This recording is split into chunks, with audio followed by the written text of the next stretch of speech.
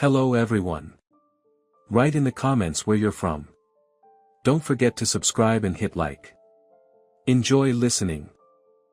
"I'll burn every memory of your family in this house," shouted Charlotte's husband when she refused to sell her parents' home. He threw her clothes into the fireplace, and his mother threatened to set the house on fire. But they didn't know that behind the door stood her veteran father with 9 of his old comrades. The door flew off its hinges. "Now it's you who will burn," said her father. What followed those words was unimaginable. But before that came one evening. The evening when Charlotte Mader's world, a 38-year-old history teacher, began to fall apart. It all started with a smell. The sharp, acrid smell of burning wool. Charlotte stood in the middle of the living room, in the house where she had grown up, and watched as her husband Simon, his face twisted with rage, hurled her things into the fire. Her favorite cashmere sweater, bought with her very first paycheck. The dress she wore on their 10th wedding anniversary.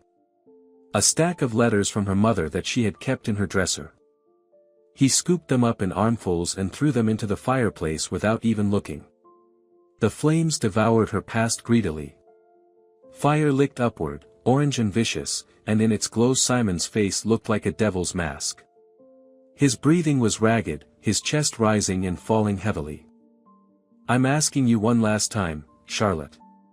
Are you signing the papers?" His voice was hoarse, strangled. She shook her head silently. Not because she couldn't speak, but because the words were stuck in her throat, trapped in a knot of fear and disgust. This house was everything she had left of her parents. Every brick, every plank carried their memory.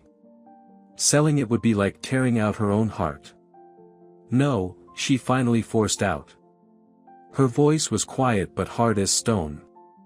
"So be it," Simon hissed. He grabbed her coat from the chair, the same one she had worn home from work just an hour earlier. "I'll burn every memory of your family in this house. I'll erase everything you love, and then we'll see how stubborn you are." In the corner, on the old velvet sofa, sat his mother, Gloria. A woman who had always seemed so devout, so gentle and fragile. She clutched a handkerchief to her chest and rocked back and forth as if in a trance. But when Simon fell silent, she lifted her head, and her small dark eyes glinted with a cruel fire. "Burn it," she screeched, her voice sharp and piercing. "Burn this cursed house to the ground. Why waste time with her, son? We'll set it ablaze from every corner and it'll be done. Say it was faulty wiring. No one will ever know." Charlotte stared at her mother-in-law wide-eyed. She had seen this woman almost every day for 15 years. She had seen her help neighbors, share food with the homeless, talk about kindness and patience. And now this same woman wanted to burn her house down. With her inside it, this thought slithered across her spine like a cold snake. Simon, hearing his mother's words, looked as if he had been given permission. His eyes blazed wildly. He tossed the coat into the fire and stepped toward Charlotte. His fists clenched. He was bigger, stronger. His eyes held nothing but blind, animal fury. Cornered, ready to pounce. "You'll regret this, Charlotte. I swear, you'll regret this day." He lunged. Not to hit her, but to grab her. Charlotte stumbled back, tripping over the rug. There was no time to think. Instinct kicked in faster than reason. Her hand found something cold and heavy on the mantelpiece. A bronze poker. She grabbed it, holding it in front of her like a spear. The weight of the metal gave her a fragile sense of strength. "Stay back, Simon." He froze. He saw the poker in her hands, and his face twisted with surprise and contempt. He sneered. "You? Against me? With that? Don't make me laugh." He took another step forward. Charlotte gripped the handle tighter. Her heart pounded in her throat. She knew it was useless. He'd snatch it from her in a second. But she couldn't just stand there and wait. And in that very moment, when the tension in the room felt like it might snap, when the unthinkable seemed seconds away, came a deafening crack. A sound unmistakable, the sound of a door being smashed open. The front door, heavy oak with iron hinges put in by her grandfather, ripped from its frame and crashed inward, raising a cloud of dust. For a moment, everyone froze. In the doorway, silhouetted against the dark evening sky, stood a figure. Broad-shouldered, unmoving, like a granite cliff. Her father. Theodore Mater. He didn't say a word. He simply stepped across the threshold into the house. Behind him, another man followed in silence. Then another. And another. One by one, they entered, filling the space. 9 men in all. Each one solid, short-haired, faces showing nothing but icy calm. Older men, but carrying themselves with the unmistakable discipline of soldiers. His old comrades, his brothers in arms. She had known each of them since childhood. Uncle Stanley, Uncle Chase, Uncle Tucker. Now they didn't look like the kind friends who once brought her candy. They looked like a special forces unit. The room grew small and silent. So silent she could hear the fire crackle in the fireplace, and Simon's uneven breathing. He froze halfway to Charlotte. His face drained from furious red to deathly pale. Gloria stopped rocking on the couch and pressed herself into the backrest, her mouth hanging open in a soundless scream. The power in the room shifted. Not just shifted, it transferred completely. 10 silent, stern men, standing shoulder to shoulder, gave off such force it felt like the very air had thickened. Theodore slowly scanned the room. His eyes lingered on the smoldering things in the fireplace, on his daughter's tear-stained face, on Simon's trembling form, on the shattered door. He understood everything without a word. His gaze fixed on Charlotte's husband. There was no anger in his eyes. Something worse. Cold contempt and a calculated, deadly rage. He stepped forward. Simon staggered back, tripped, and collapsed awkwardly to the floor. Theodore looked down at him. And then he spoke. His voice was calm, almost quiet, but that calm made the skin crawl. Now it's you who will burn. It wasn't a threat. It was a sentence. At those words, Simon broke completely. He shook as if in fever, his face twisted with raw, animal terror. Gloria squeaked like a mouse and covered her face with her hands. 2 of Theodore's comrades walked over to Simon without a word. One of them, Stanley, with shovel-sized hands, lifted him off the floor like he weighed nothing and shook him. Simon went limp, his legs giving out. He didn't fight back. He just stared at Theodore with wide, crazed eyes full of fear. "Dad!" Charlotte whispered. The poker slipped from her weakening fingers and hit the carpet with a dull thud. Her father turned to her. For the first time, he really looked at her, and in his stern eyes flickered endless pain and tenderness. He came closer and silently laid his heavy, warm hand on her shoulder. That simple touch said more than words. "I'm here. You're safe." Charlotte clung to his hand like a drowning person to a lifeline. The tension of the last minutes let go, and she trembled. The tears she had been holding back poured out. He wanted to sell the house, she sobbed, burying her face in his chest. They both did. "I know, daughter. I know everything." His men moved in perfect sync, silent and precise. One of them walked over to the frozen Gloria and simply stood beside her. She didn't even dare lift her eyes. The others spread out through the room, blocking every possible exit. This wasn't a fight. It was a takeover. Quick and efficient. The immediate danger was gone. No one was screaming anymore, no one was throwing things into the fire, no one was trying to grab her. But relief never came. Instead, a heavy, suffocating question hung in the air: what now? That was when Simon, still held in Stanley's grip, began to speak. Or rather, mutter. At first, it was nothing but broken fragments, desperate pleas. Theodore, Mr. Mater, don't, please, I can explain. It's not what you think. Theodore slowly turned his head toward him. His face was unreadable. Talk. And Simon broke. Words poured out in a flood, jumbled, frantic, drenched in fear. He cried like a child, snot and tears running down his face. It's not just greed. Not only that. We have to. Don't you get it? We have to. Charlotte pulled away from her father's shoulder and looked at her husband. What was he rambling about?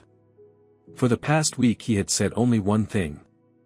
They needed money, a big house was useless, they had to live within their means, sell it and buy a smaller apartment. He had pressured her, begged her, then started threatening her. And all along, it had been about money for their new life. What do you have to do? Who do you owe?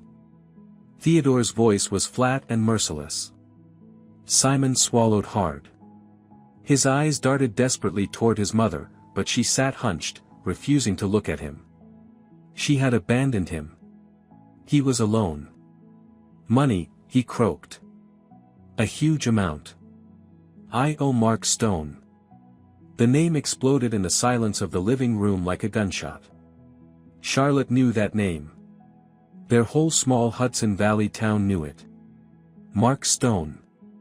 The man who owned half the commercial property downtown. Local businessman, lender. A man with the reputation of a cold, ruthless shark. People said he never forgave debts. Ever. Charlotte felt the blood in her veins turn to ice. Simon owed Stone. How was that possible? Her husband was just a sales manager at a furniture company. He didn't have a business, no projects that would require that kind of money or those kinds of connections. How much? Theodore asked again. Simon squeezed his eyes shut. Saying the number out loud terrified him. He gave us a week. A week to pay it back. With interest. He said if we don't, he'll ruin us. Destroy us. It'll be worse, so much worse. He broke into louder sobs, no longer even trying to explain, just convulsing in silent horror. Charlotte stood frozen. She looked at her weeping husband, her petrified mother-in-law, her father's face growing darker and harder. And then, slowly, like icy water seeping into her bones, the truth sank in. This wasn't just a family scandal. Not just an ugly fight over inheritance. It was far more serious. The fire in the hearth, the screams, the threats, those were only the surface, the symptoms of despair. The despair of a man buried in debt to the most dangerous figure in town. Selling the house hadn't been about greed. It was survival. Suddenly everything made sense. His madness, his fury. The rage of a cornered animal ready to do anything to escape the trap. But that realization brought no sympathy. Only a new, cold, all-consuming fear. The physical threat from her husband was gone, dissolved in the presence of her father and his comrades. But in its place came another, invisible but far more terrifying threat. One that carried the name Mark Stone. And now that threat hung not only over Simon and Gloria. It hung over her. And over this house. The fight for her home's walls had just ended. But now Charlotte understood, the real war hadn't even started. The name Mark Stone lingered in the air, heavy and suffocating like a tombstone.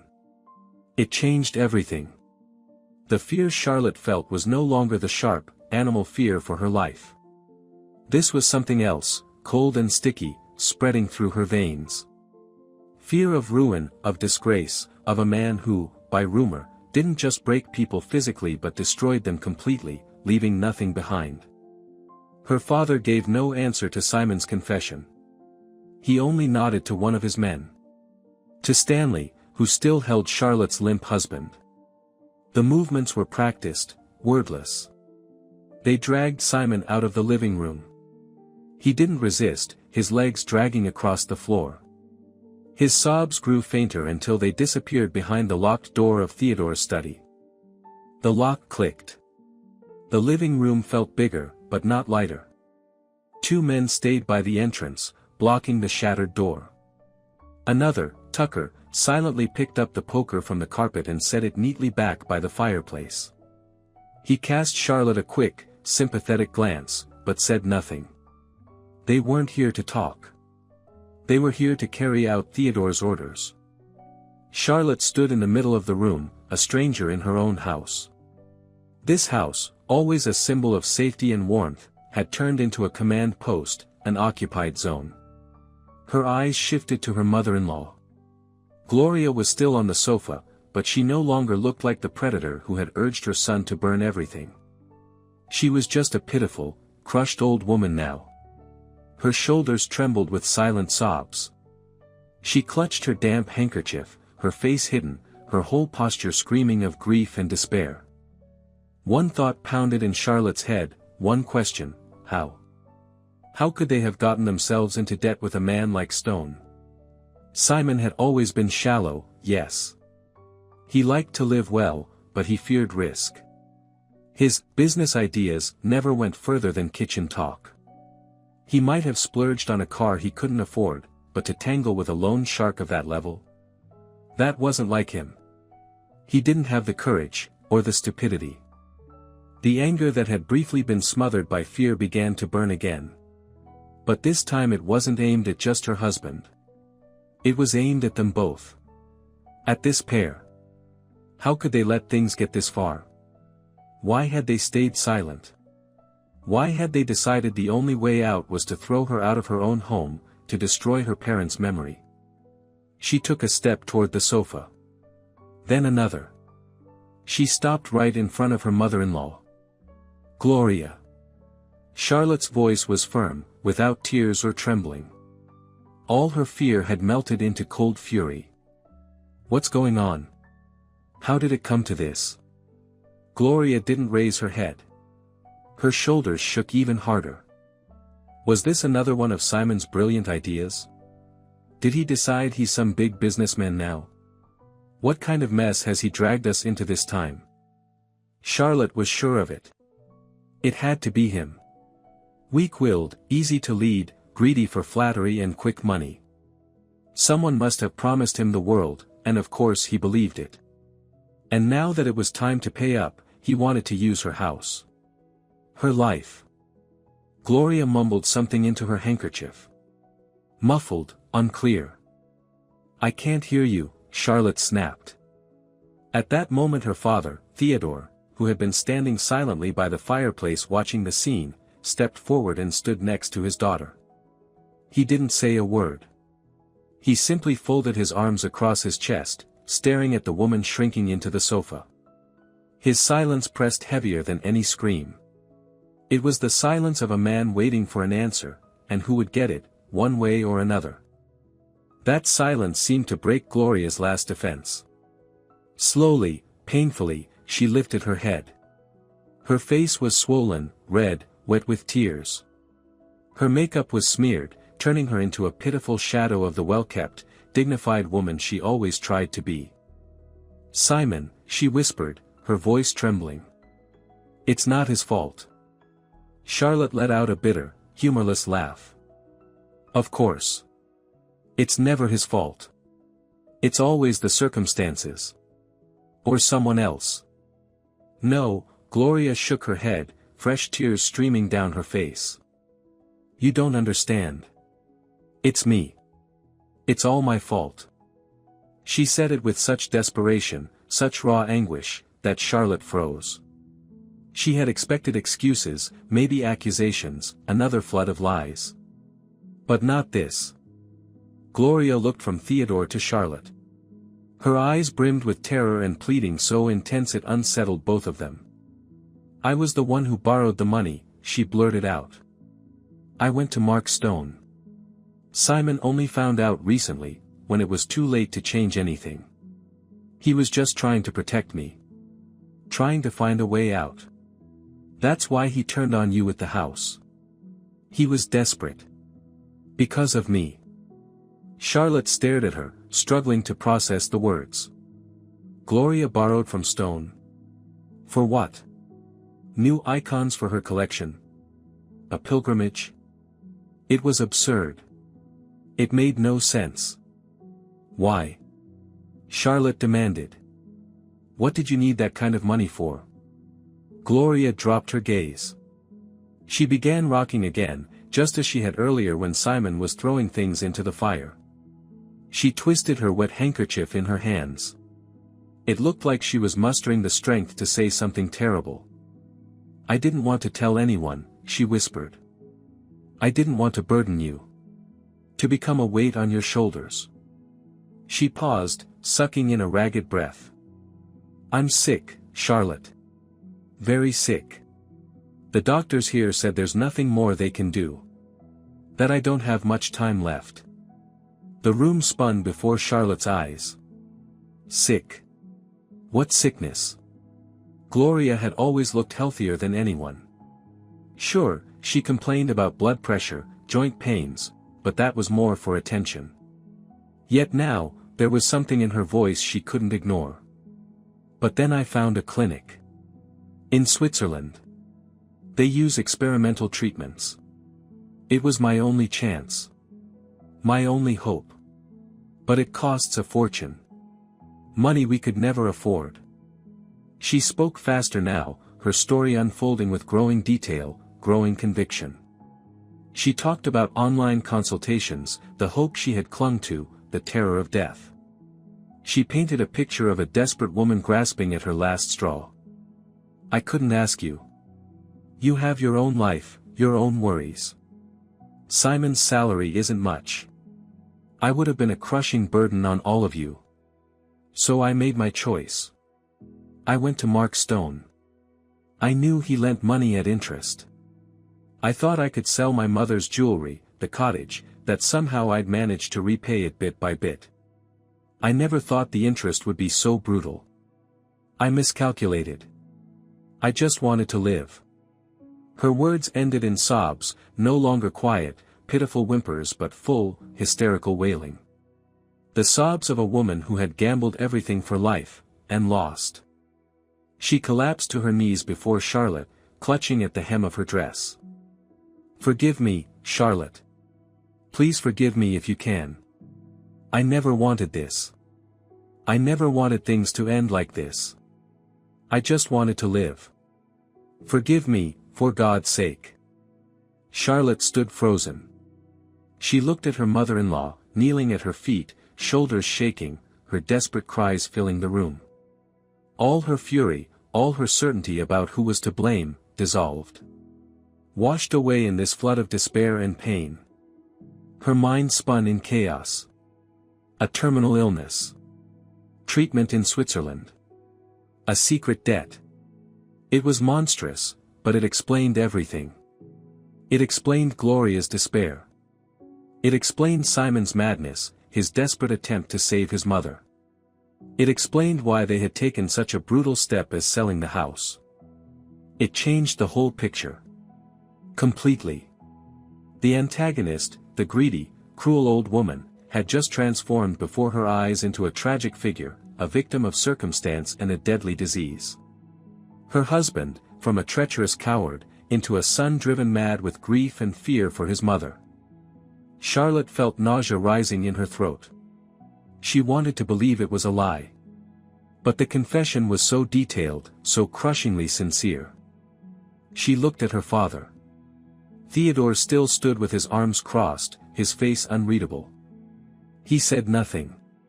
He just watched. The world had flipped upside down. Just half an hour ago she had been fighting greedy, vicious people for her home. And now, it seemed, she was refusing a dying woman her last chance at life. The thought was unbearable. Did she feel guilty? No. Confused. Crushed. She didn't know what to think. Didn't know who to believe. But Gloria's story, her tears, her humiliation on her knees, it all looked frighteningly real. The debt wasn't born of stupidity or greed. It was born of tragedy. And now that tragedy had become her tragedy too. Charlotte looked at her mother-in-law sobbing at her feet, her mind a mess of tangled emotions. Anger, pity, disgust, doubt. The story of a deadly illness was monstrous, but it explained the madness that had torn through this house. It explained everything. Almost everything. Theodore stepped forward and firmly, but without cruelty, touched Gloria's shoulder. "Stand up," he said in his steady, commanding voice. "Go to your room." Sobbing, Gloria rose to her feet. She looked like a wet, beaten bird. Without looking at anyone, she staggered toward her bedroom upstairs. One of Theodore's men, Chase, silently followed to make sure she didn't go anywhere else. Silence fell over the living room again. Her father walked up to Charlotte. "Go to your room, daughter. Rest. Things will look different in the morning. We'll figure it out."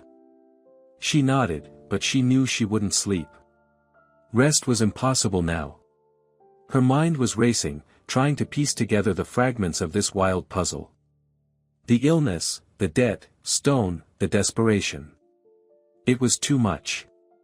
Far too much. She went up to her old childhood bedroom.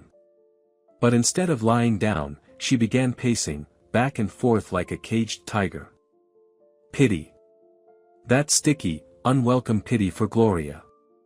And that angered her most of all. She didn't want to pity her. She wanted to hate her for nearly destroying her life. But the image of a woman on her knees, begging for forgiveness through tears, wouldn't leave her head. And yet something didn't add up. Something in the whole story felt wrong. Too theatrical. Too polished. Charlotte was a historian. Her job was to separate fact from fiction, check sources, seek proof. And right now, her professional instinct was screaming that she'd been handed a very convincing, but still fabricated, story. She had to verify it. Not to catch them in a lie, but to understand, to be sure. She needed evidence. Any evidence. Simon was locked in the study. Gloria was upstairs under watch. Her father and his men were downstairs. This was her only chance. On tiptoe, careful not to creak the floorboards, Charlotte slipped out of her room and into the bedroom shared by her husband and mother-in-law. The door was ajar. Inside it was quiet. The scent of lavender oil mixed with mothballs. The room was split in two, just like its occupants. Gloria's half, neat, with icons in the corner and lace doilies on the dresser. Simon's half, messy, with clothes scattered everywhere and a pile of magazines by the bed. Charlotte began searching systematically. She moved quickly but carefully. First, Gloria's nightstand. Blood pressure pills, a prayer book, reading glasses. No prescriptions for serious medication, no hospital discharge papers. Nothing to suggest a terminal illness. She moved to the dresser. Underwear, scarves, old photographs. Everything neatly folded. Empty. Then she turned to Simon's side. She opened the drawers of his desk. Phone bills, old receipts, some advertising flyers. Nothing. She checked the closet. On the top shelf, behind a stack of sweaters, her hand touched something hard. A metal cookie tin. Her heartbeat quickened. She pulled it down. It wasn't locked. Charlotte lifted the lid. Inside were papers. Not medical records. Documents. Neatly stacked in a file folder. She pulled it out and sat on the edge of the bed, turning on the lamp. The first thing she saw was a letterhead. A financial credit company, Stone and Partners. Her blood froze. So it was true. The debt was real. She pulled out the first page. A loan contract, with terms so brutal the debt doubled in a month. This wasn't financial aid. This was bondage. A debt trap with no way out. And then her eyes caught one of the last clauses. The clause on collateral.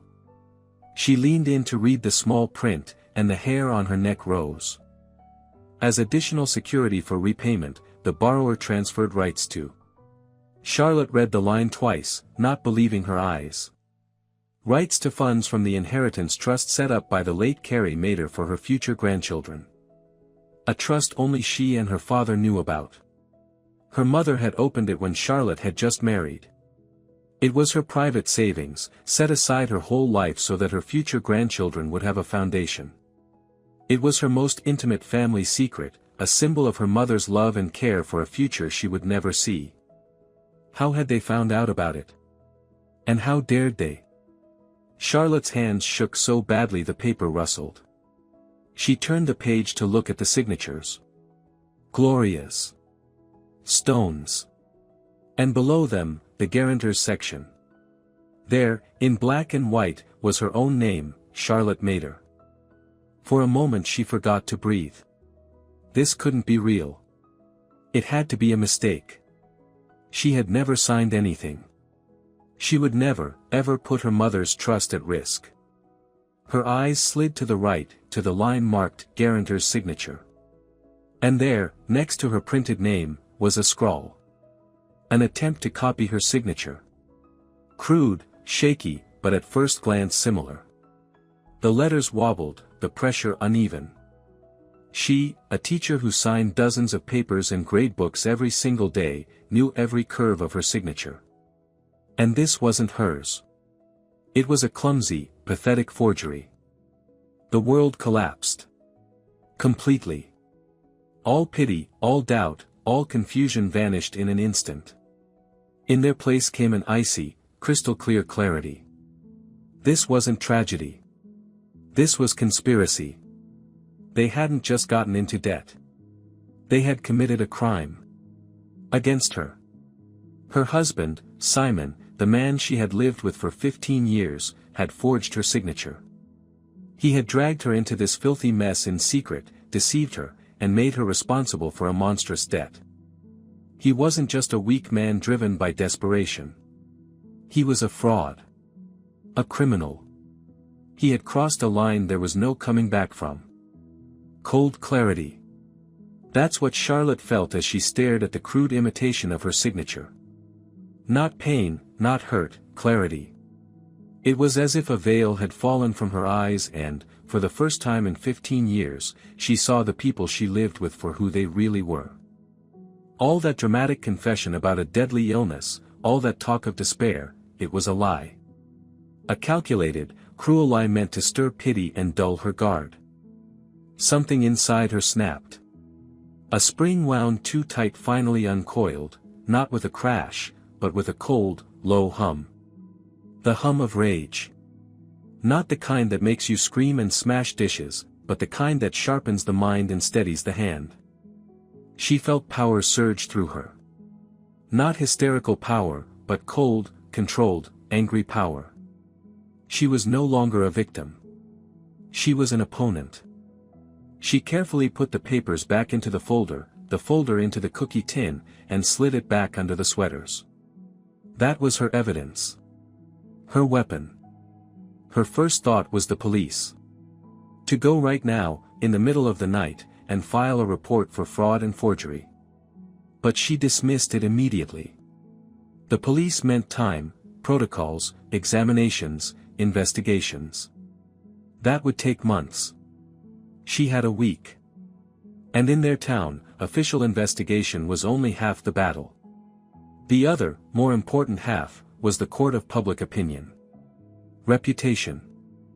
Gloria had spent her entire life building an image of herself as a saintly woman, a pillar of the community. Almost holy. She lived for it, breathed it. Her most prized possession wasn't her icons or her mother's jewelry, it was the respect of the neighbors, the admiring looks in the street, her status. And that was where Charlotte decided to strike first. She wouldn't play by their rules. She would make her own. She waited for morning. She didn't sleep, just sat in her chair, replaying her plan in her mind. Risky, yes. But it was the only way forward. By morning, with her father and his men in full control of the house, Charlotte picked up her phone. Her finger found the number. Agatha Baker. Their neighbor. Former vice principal at her old school, a woman with an impeccable reputation, whose opinion carried weight across their old neighborhood. If anyone could be her ally, it was Agatha. Mrs. Baker, hello. This is Charlotte Mader. I really need to speak with you. And not just you. If possible, could you ask Suzanne and Zoe to come as well? It's extremely important. It concerns my family and the safety of this house. She chose those two women deliberately. Suzanne, head of the parents' committee at Charlotte's school, active and influential, someone who knew everyone. And Zoe, wife of a local councilman, whose word carried political weight. This would be her small tribunal. A miniature court of public opinion. An hour later, they were seated in her living room. The same room where her belongings had burned the night before. Her father and his comrades had boarded up the broken door, but drafts still crept in, carrying the memory of last night's nightmare. Charlotte poured tea for the women, set out a dish of cookies. She acted like a hostess welcoming dear guests, not like a woman on the edge of collapse. Thank you for coming, she began once they were settled. I invited you because I trust you. I trust your judgment and your integrity. What I'm about to tell you and show you must not leave these walls. At least, not yet. She saw them exchange glances. In their eyes was curiosity, but also caution. She took a deep breath and began. Calmly, without emotion, like she was giving a history lesson, she laid out the facts. She told them about the pressure to sell the house, the threats. About Simon throwing her clothes into the fire. About the door being broken down and her father's intervention. Then she told them about the debt to Stone and Gloria's confession. She repeated the story of the terminal illness and the Swiss clinic word for word. Agatha Baker listened intently, her sharp, thoughtful eyes fixed on Charlotte. The other two women, though, began to fidget in their chairs, their faces growing tighter and more uneasy. And now, Charlotte said, pausing, I want to show you the real reason for this debt. She left the room and returned a minute later with the cookie tin.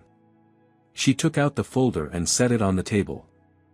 I found this last night. She pulled out the loan contract and placed it in front of them. Here's the agreement. Here's the amount. And here, she pointed to the last page, the signatures. Gloria's. And the guarantors. Mine. Or rather, what's supposed to be mine. She expected shock. Outrage. Gasps. She thought they would grab the paper, exclaim, condemn the treachery of her husband and mother-in-law. But the reaction was nothing like that. The room filled with heavy, uncomfortable silence. Suzanne and Zoe didn't even touch the document. They looked away, at Charlotte, at the wall, anywhere but at the contract. Only Agatha Baker picked it up. She held it close, studying the signature carefully. Her brows drew together. She looked up at Charlotte, and in her eyes was genuine concern. Charlotte, dear, Suzanne was the first to break the silence. Her voice was soft, coaxing, dripping with false sympathy. We understand you're under a lot of stress right now. It's been so overwhelming. What stress? Charlotte demanded. Look at it. It's a forgery. This is a crime. Darling, we do understand, Zoe chimed in quickly. But maybe it's best not to get carried away. Family is what matters most. We should be looking for compromise. Charlotte looked at them, and the truth slowly sank in. They didn't believe her. They had come with their minds already made up. Gloria called us, Suzanne finally admitted, lowering her eyes. Early this morning. She was devastated. Crying on the phone. Cold spread down Charlotte's spine. She understood. She was too late. What? What did she tell you? Charlotte asked, though she already knew the answer. She told us about the trouble in their family, Zoe said, clearly reciting a prepared line. That Simon has health problems and debts because of it. That he's desperate. And that you, at this difficult time, are refusing to help. The sly old fox had flipped everything upside down.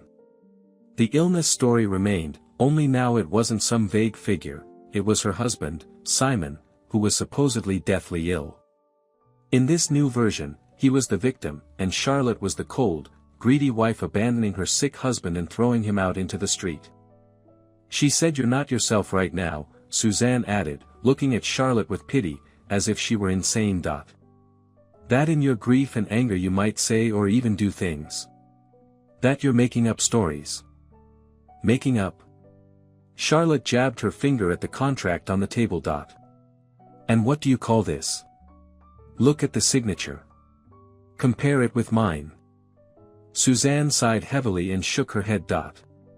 Charlotte, someone in shock can do something and then forget it. Or deny it. You need to calm down. Think about your husband, about his mother.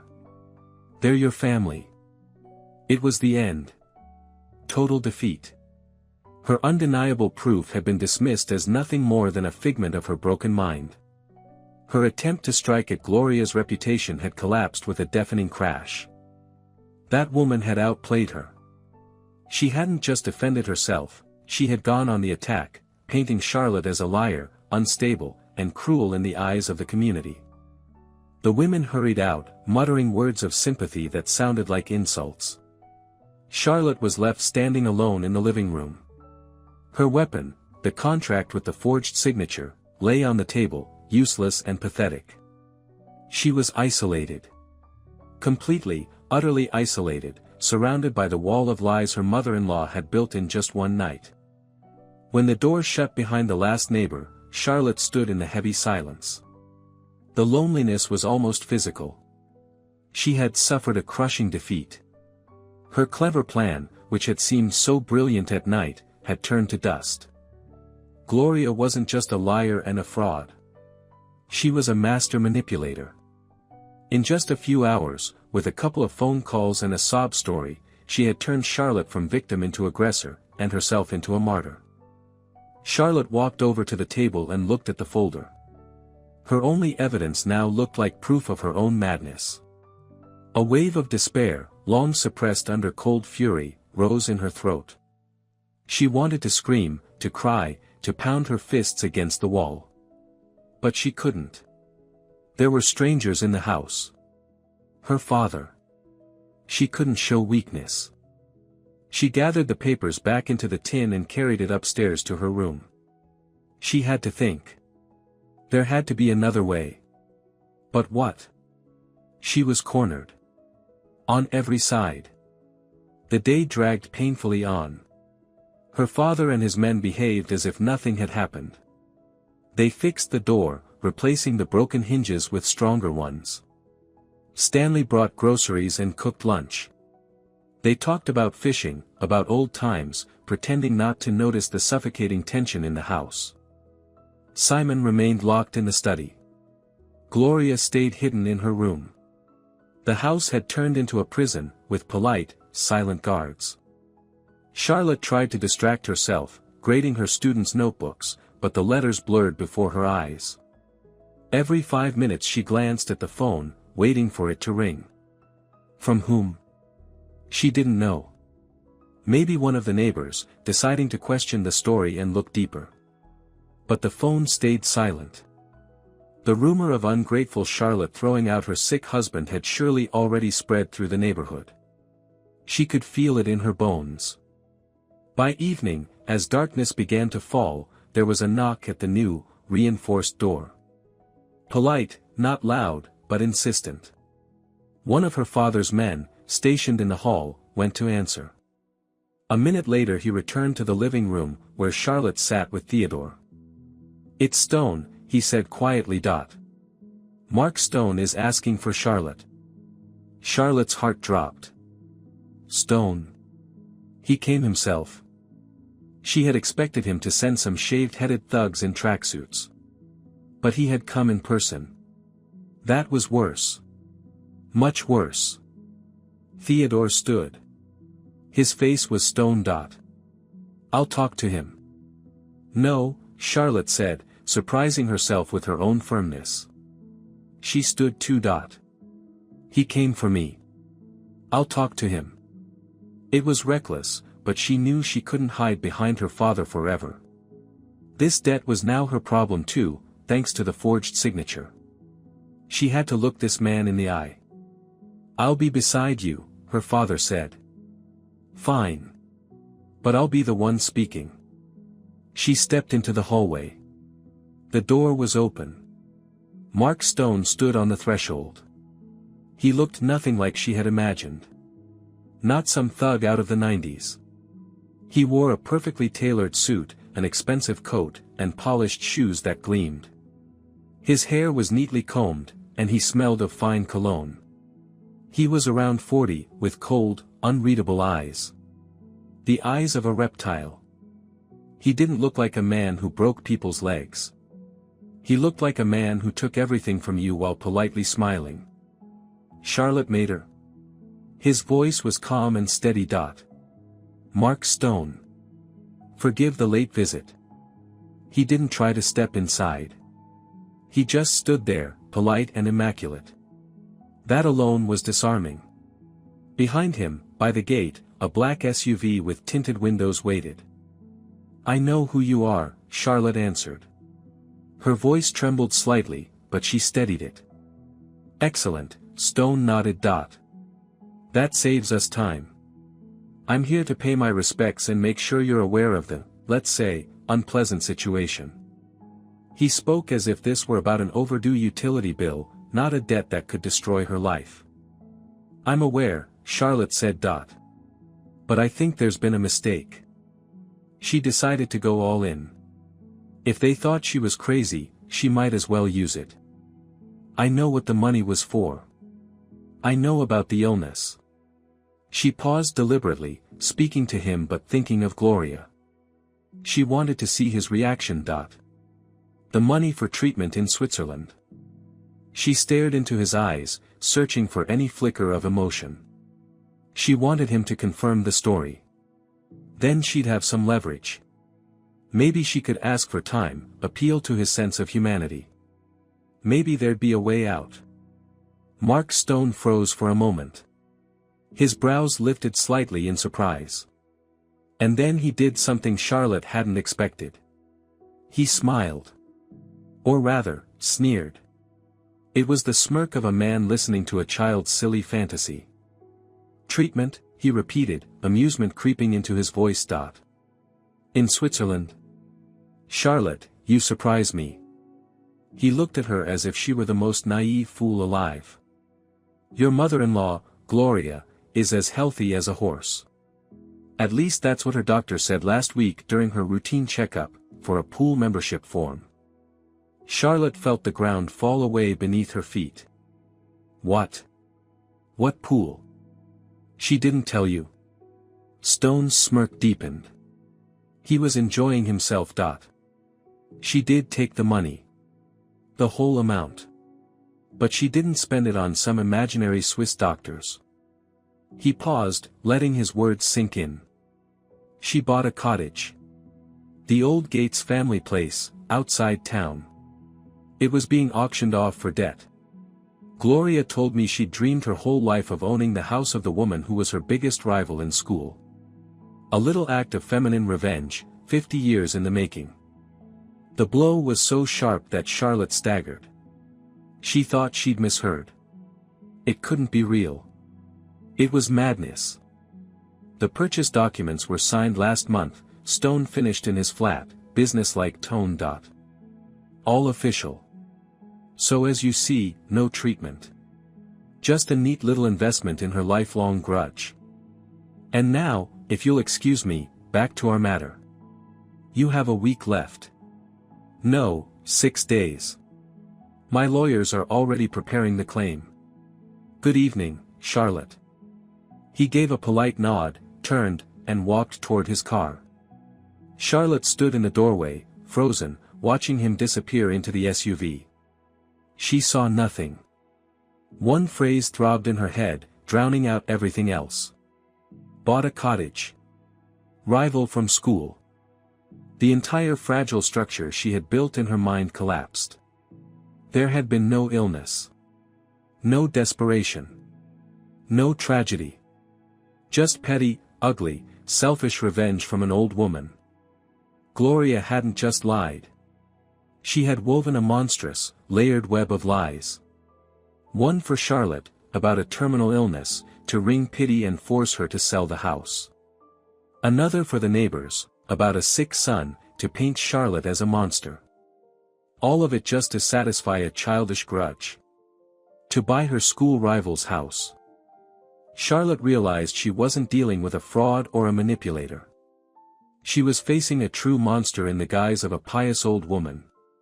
And that monster had used her, her husband, her home, even Stone himself, to pull off this petty, filthy scheme. And now, with the truth revealed, it was already too late. The debt was real. And the clock was ticking.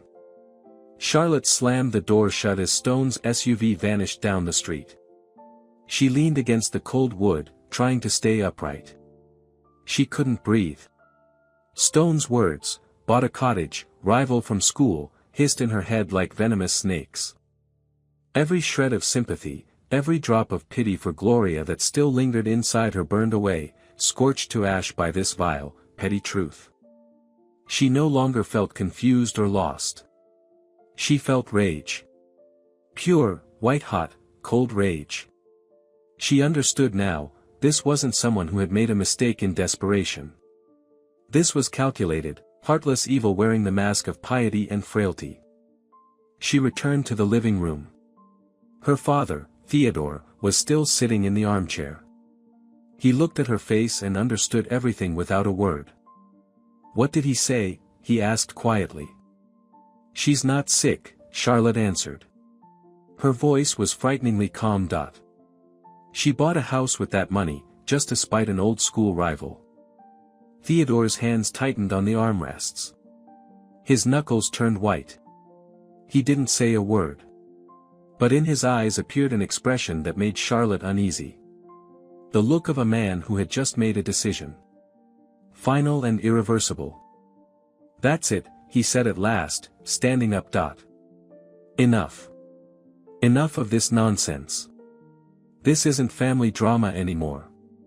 We need a lawyer." He pulled out his old push-button phone and dialed a number. His voice was short, military, sticking only to the facts without emotion. Half an hour later another man arrived at the house. He was older, with silver hair, dressed in a strict suit and thin-framed glasses. His name was Arnold. He was an old friend of her father's, a man they'd been through a lot with. Charlotte remembered him from childhood. He had always seemed serious and intelligent. He shook Theodore's hand, nodded at Charlotte, and immediately asked to see the documents. They sat down at the large dining table in the living room. Charlotte brought out the cookie tin again and laid the loan agreement in front of him. Arnold put on his glasses and began to study the paper carefully, slowly, reading every line, every tiny clause. The only sound in the room was the faint rustle of turning pages. "Yes," he said finally, taking off his glasses and wiping them with a cloth. "The contract is well written. From the creditor's point of view, perfect. Predatory terms, but technically not illegal." He looked at Charlotte. "The signature truly isn't yours?" "Absolutely not," Charlotte said firmly. "That's good," Arnold nodded. "That's very good. Forged signatures are fraud. We can file a complaint. An investigation will begin, handwriting experts will be called in. That will, at the very least, drag things out and challenge your liability. You won't be responsible for this debt." Charlotte felt the first spark of hope in days. So there was a way out. There was a chance to fight. "But," Arnold continued, and that "but" sounded like a sentence, "there are bigger problems." He slid his glasses back on and tapped one of the clauses. "Here. Clause 4.3. Loan security. In addition to your fake guarantee, there's the main collateral listed. He looked at Charlotte over the rims of his glasses. Your house. But how? Charlotte gasped. They couldn't have used the house without my consent. I'm the sole owner since my mother died. They didn't. Not formally, Arnold explained patiently. There's a tricky wording here. The contract states that if the borrower, Gloria, fails to pay, the creditor, Stone, has the right to demand repayment using the guarantor's property. Meaning yours. And since your signature is here, fake or not, for Stone it's grounds to go to court. And the first thing he'll seize is the property. The house is even listed by its cadastral number. Charlotte couldn't breathe. They had thought of everything. It was a perfectly planned trap. But the signature is fake, Theodore cut in. His voice was tight. The experts will prove it. They will, Arnold agreed. But it'll take time. Months. And in that time, Stone will put a lien on the house through court. The legal battle will start. He'll argue he didn't know about the forgery, that he acted in good faith. It'll be a war of lawyers, and trust me, his are the best. We might win, but it'll be long and ugly. He paused, then added, but there is a faster way to stop him. He looked at Charlotte. I need to see the original property title, the state registration certificate proving you are the sole legal owner. With that in hand, we can file a counterclaim and immediately block any action Stone tries to take against the house, proving he has no right to it and the loan deal is fraudulent. Of course, Charlotte said with relief. It's in the safe. Hope returned. That was the key. A simple document that could destroy their entire scheme. In her father's study, hidden behind her grandfather's heavy portrait, stood an old safe from the Great Depression era. Massive, fireproof. That's where all the most important family papers were kept. Her father retrieved the key from its hiding place, inserted it into the lock, and turned it with effort. The heavy click echoed, and he pulled the thick door open. Charlotte peered inside. On the shelf lay their passports, birth certificates, her mother's old letters. Everything was in its place. Except one thing. The blue cardboard folder where the house papers had always been was gone. Where is it? Theodore asked. For the first time his voice wavered. He began pulling documents out one by one, spreading them across the desk. Passports, driver's licenses, school diplomas. Everything but what they needed. Charlotte joined in, frantically sifting through the papers, her fingers clumsy. She reached deep inside, running her hand along the cold metal wall. Nothing. The safe was empty. The one document they needed most, their salvation, their only defense, was gone. They stood in silence, staring at the bare shelf. And in that silence Charlotte realized the scale of the disaster. They hadn't just forged her signature. They had stolen the most important proof of all, her ownership. Without that paper, she was nothing. She had no evidence the house was hers. And Stone had a contract listing the property as collateral. With her forged signature beneath it. For the court, until the experts stepped in, it was just a signature. They were defenseless. Completely. Trapped, and the door had just slammed shut behind them.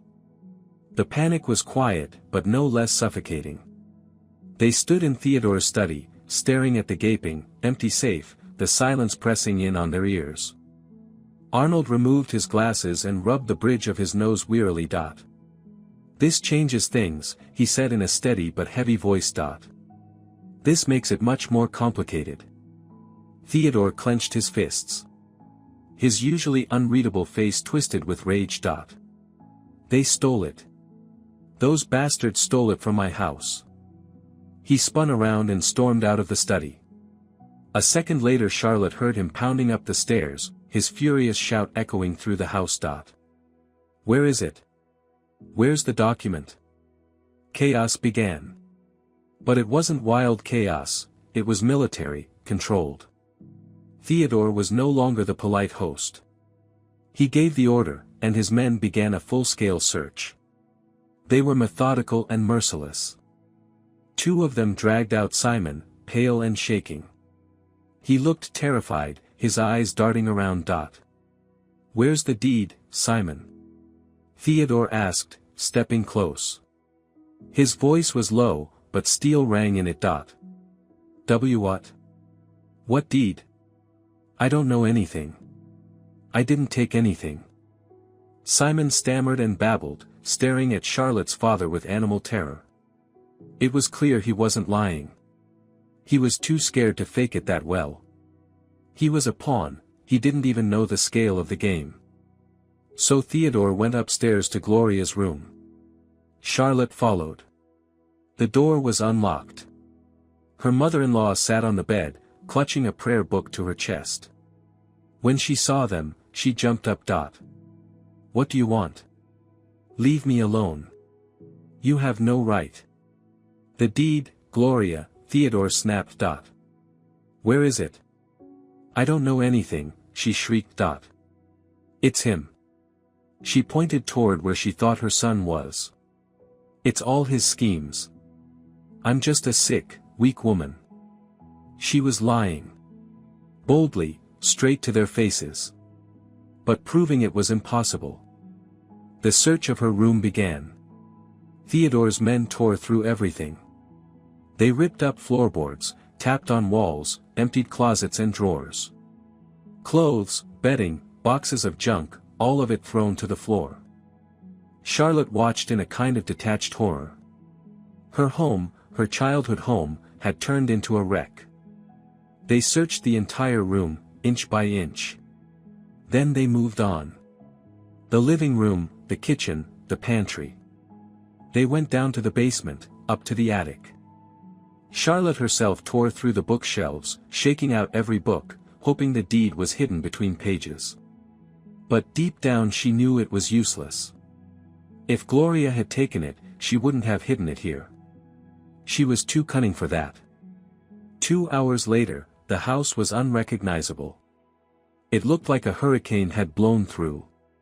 And still nothing. Her father sat in the kitchen, head in his hands.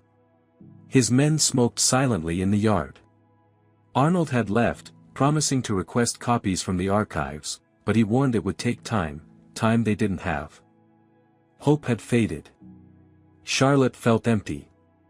She went back to her father's study, to the place where it all began. To the open safe. She stared at it, at the papers scattered across the desk. Maybe they'd missed something.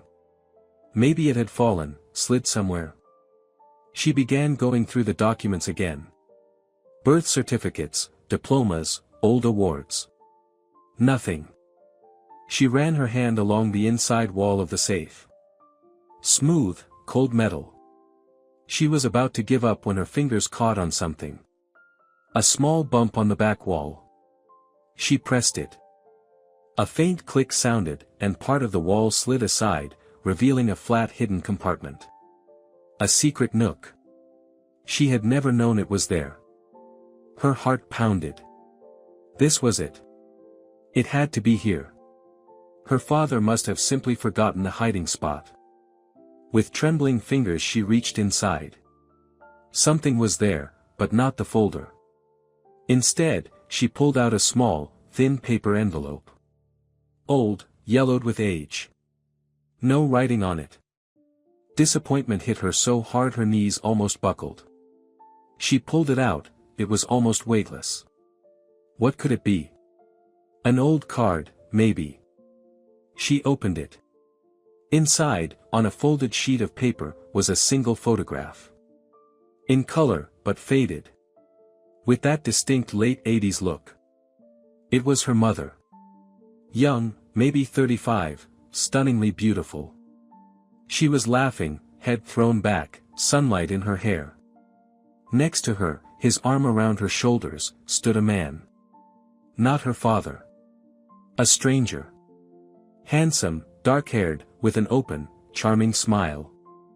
They stood on some sunlit summer veranda. And they looked happy. Incredibly happy. Charlotte flipped the photo over. On the back, in neat feminine handwriting she didn't recognize, was a short note. One word and a date. Adrian. Summer '88. Charlotte sat in silence in her father's study, staring at the picture. The world around her disappeared. The shouting, the search, the fear of debt and losing the house, all of it faded. Who was this man? Why was her mother, her perfect, saintly mother, the symbol of loyalty and decency, laughing in the arms of another man? And why was this photo hidden in the most secret place of their family safe? She had been searching for the document that could save her future. Instead, she had found a secret that threatened to destroy her past.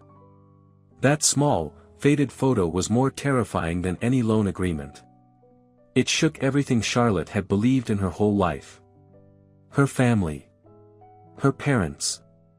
Her mother. It was a ghost from the past, surfacing at the worst possible moment. And it carried with it a new, unknown danger. Charlotte sat in the study, clutching the photograph. The world had shrunk to that yellowed rectangle. Her laughing mother and the stranger named Adrian. Summer '88. That year, Charlotte had been 10. She tried to remember the summer.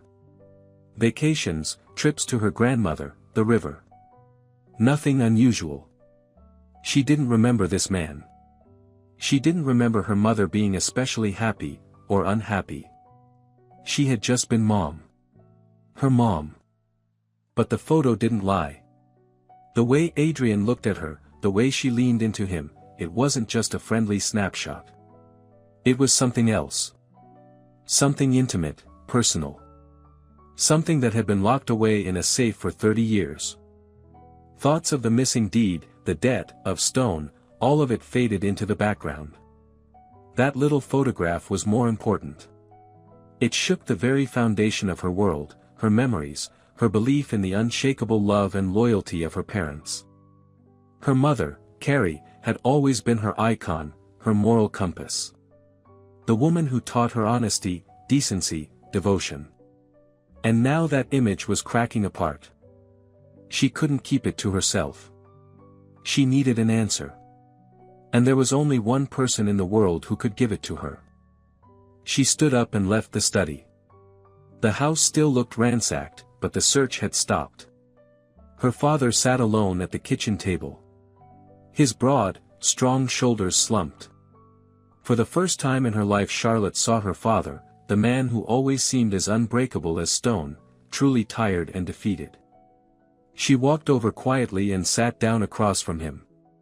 He lifted his eyes to hers. There was such bitterness and helplessness in them that her heart clenched. Didn't find it, he said. It wasn't a question, just a flat statement. No, Charlotte answered. We didn't. But I found something else. She placed the photo on the table and slid it toward him, face up. Theodore looked at it. And in that moment, his stone-cold composure, the one he had held onto through this entire nightmare, cracked. It was almost unnoticeable. His shoulders tensed for a second, then sagged again.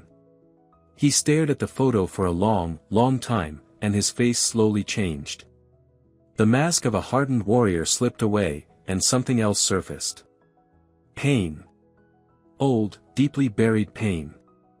He didn't ask where she had found it. He understood. Adrian, he whispered so softly Charlotte barely heard him. He said the name not as a question but like an echo from a faraway past. He raised his eyes to her, and she saw something she had never seen before, uncertainty. Her father, Theodore Mater, didn't know what to say. Dad, who is he? Charlotte asked in a whisper. He looked away, out the window, at the apple tree he and Carrie had planted years ago. He stayed silent so long Charlotte thought he would never answer. She regretted showing him the picture, regretted reopening an old wound she had never known existed. Summer of '88, he said at last, still staring out the window. His voice was flat, stripped of emotion. I wasn't here. Almost 3 months. Training. Far away, serious work. Letters were rare. No real communication. He paused, searching for words. Charlotte didn't dare breathe. She felt she was about to hear something she was never meant to know. When I came back, Carrie was different. Quiet, withdrawn. At first I thought, she's just tired, being alone with the house, with you. But then she told me everything herself. He drew in a long, heavy breath. She met him by chance. Somewhere in town. He wasn't local, came on a business trip to our plant. He spoke well, courted her. Carrie, she was a woman, after all. And me, always gone, always away. My temper was no gift either. Maybe she just needed attention, some romance. He spoke without anger, without judgment. Just laying out the facts, as if he too was still trying to explain to himself what had happened 30 years ago. They had an affair. Short. Only a couple months, while I was gone. She said it was madness, a mistake. That she hadn't understood what she was doing. When it was time for me to return, she broke it off. Told him she loved only me, that she couldn't go on like that. He left. Charlotte listened, and her world, already shattered, collapsed again, deeper this time, at the very foundation. Her parents' marriage, which she had always thought was perfect, solid, had survived betrayal. It almost destroyed us, her father went on. Not our marriage. Me. I wanted to find him. Kill him. Tear him apart. I was young, hot-blooded. But then I looked at her, your mother. She was broken. She begged for forgiveness. Said she'd die if I left. And I forgave her. For the first time during the whole conversation, he looked straight at Charlotte. His eyes were wet with tears. Her father, the man who had never in his life cried. I forgave her. Because I loved her. Loved her more than life, more than my pride. We decided never to speak of it again. Burn that bridge. Forget it. She was the best wife and mother in the world. That sin doesn't erase her whole life. Charlotte said nothing. She couldn't. She looked at her father and saw not only his pain but his immense, forgiving heart. And she felt shame. Shame that she, even without meaning to, had made him relive that humiliation. I don't know who he was, Theodore said, turning away again. She never told me his last name. Just Adrian. I don't know where he came from or where he went. I didn't want to know. For me, he stopped existing that day. I thought we had buried that story forever. He picked up the photo and looked at it one more time. Then he carefully flipped it over and set it down on the table, inscription facing up. Adrian. Summer '88. His revelation was crushing. It gave no answers about the debt or the missing deed. Instead, it only raised more questions. Why had her mother kept this photograph? Why hide it in the most secret place? If she had repented and wanted to forget, why hold on to the reminder? But the worst part wasn't that. The worst part was realizing that the perfect world of her childhood, built on her belief in the sanctity of her family, was a lie. A beautiful, carefully guarded lie. Her mother, her role model, had betrayed. Her father, her hero, had carried that pain and humiliation all his life. Their family, their home, everything she had fought so hard to protect, was built not only on love but also on a shameful secret. And that secret now lay on the kitchen table between her and her father, poisoning the air. The silence in the kitchen was heavy, filled with pain and shame. Charlotte stared at the photograph, and the man in it was no longer just a stranger. Now he had a name, Adrian. And a story, a brief, destructive affair with her mother. Her father's revelation turned everything upside down. The debt and the missing deed hadn't disappeared, but now they looked different. A new, irrational element had entered the picture. That photograph, hidden away for 30 years, couldn't be a coincidence. Somehow Charlotte was certain there was a connection between this Adrian from the past and Mark Stone in the present. What kind of connection? She didn't know. But her instincts, sharpened by everything that had happened, screamed it was no accident. She had to find out who this Adrian was. She was a historian. Digging for information, working with archives, piecing together facts, that was her profession. And now she was going to use every skill she had to uncover the truth. The first person she called was the only one who, despite the morning's disaster, might still help her, Agatha Baker. Unlike the other two neighbors, Agatha's eyes held no judgment. Only concern and doubt. She was old school, she didn't take things at face value, but she didn't dismiss facts either. Mrs. Baker, I need your help again. But this is different. Very personal. And very strange. Charlotte came to her house with the photo tucked in her pocket. She didn't tell her the whole story her father had revealed. It was too painful. She simply showed her the picture. I found this in some old papers. Do you recognize this man? His name was Adrian. He passed through our town in the summer of '88. Agatha Baker, a woman with a phenomenal memory for faces and events, studied the photograph for a long time. The face is familiar, she said thoughtfully. I've seen him somewhere. But '88, that's so long ago. Adrian's a common name, there are plenty of them. That's when Charlotte decided to approach it like a professional. We need the city archives, she said.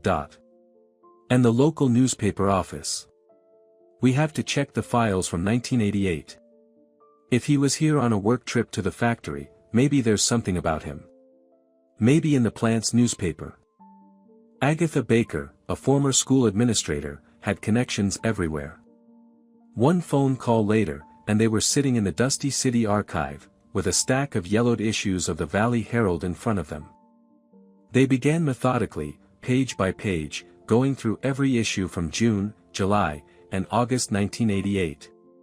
It was painstaking, tiring work. Reports about production achievements, worker photos, meeting summaries. A whole vanished era staring back at them from those faded pages. Hours passed. Their eyes ached from the small print, their noses tickled with archival dust. Charlotte was close to losing hope. There. Agatha Baker suddenly exclaimed. Look. A small article on page 3. The headline read, Technical Exchange Program Shows Promise. It reported on a delegation of engineers from a Detroit machinery plant visiting their local factory. And there was a group photo. 6 men in identical gray suits stood in front of the plant gates. And one of them, second from the left, was him. The man from the photograph. The same charming smile. The same look. Charlotte clutched the newspaper. The caption listed the names. Engineer, and then it was there. Design engineer Adrian Stone. Stone. That was his last name. Stone. Stone, Agatha Baker repeated. No, I don't remember that name in our town. So he really was just passing through. They had found him. But it didn't bring them any closer. Stone. Detroit. And then. The trail ended there. Charlotte felt despair wash over her. All that effort, wasted. They went back to Agatha Baker's house. She brewed strong tea. Don't get discouraged, she said. Sometimes the answer's right in front of us, we just don't see it. Disheartened, Charlotte began voicing her thoughts out loud. You know, he doesn't look like a regular engineer. There's something polished about him, confident. Even in that newspaper photo. He stands out. Agatha picked up the photograph again, the one from the safe, and held it close to her eyes. Yes, you're right, she said. There's something about him. And he's dressed too well for an engineer back then. Look, expensive watch. She froze. She stared at the photo, lips moving soundlessly. What is it? Charlotte asked. Stone, Agatha whispered. Wait. In the 90s. There was a scandal, everyone in town talked about it. Charlotte's heart stopped. What scandal? There was a businessman here. Also Adrian Stone. Early 90s, he started a company, then another. Traded in everything he could. At first he was successful, big lifestyle, lots of money. Then he went under. Fell into massive debt. Agatha lowered her voice. He killed himself. Hanged himself in his office. The whole town was talking about it. He left behind a wife and a son. The boy was still very young. The wife came from a proud, well-known local family. For her, it was unbearable shame, husband bankrupt, a suicide. And she, Agatha looked at Charlotte intently, she changed her son's last name right after the funeral. Gave him her maiden name. So nothing would remind anyone of his father or the disgrace. The room went silent. Charlotte felt a cold shiver run down her spine. She already knew what was coming. She feared this answer more than anything. What was her maiden name? Charlotte asked, barely moving her lips. Agatha looked her straight in the eye. Her maiden name was Stone. But not the same branch. A different line of the family. She took the name of her uncle, a well-known local businessman. Mark Stone. The world didn't just collapse. It exploded. All the pieces of the puzzle, all the oddities and contradictions, came together into one monstrous, ugly picture. Mark Stone. The man who came after her house, her life. He wasn't just some creditor. He was the son of Adrian Stone. The son of the man who had an affair with her mother 30 years ago. This wasn't just a financial operation. It was revenge. Long, cold, carefully planned revenge for his father. For his shame. For his death. And maybe for his broken heart. A vendetta stretched across decades, aimed straight at the heart of her family. The realization hit her like lightning. Charlotte sat in Agatha Baker's warm kitchen, but she felt no comfort, no smell of tea. She was back in the past, in a frozen void where fates, grudges, and secrets tangled together. Mark Stone, Adrian Stone's son. That simple phrase explained everything. The hatred she saw in his smirk at her doorstep. The coldness in his eyes. His methodical, merciless cruelty. This wasn't business. This was personal. The picture of the world that had just started coming together shattered again, rearranging into a new, even uglier design. It was a vendetta. Long-aged, bitter like old wine.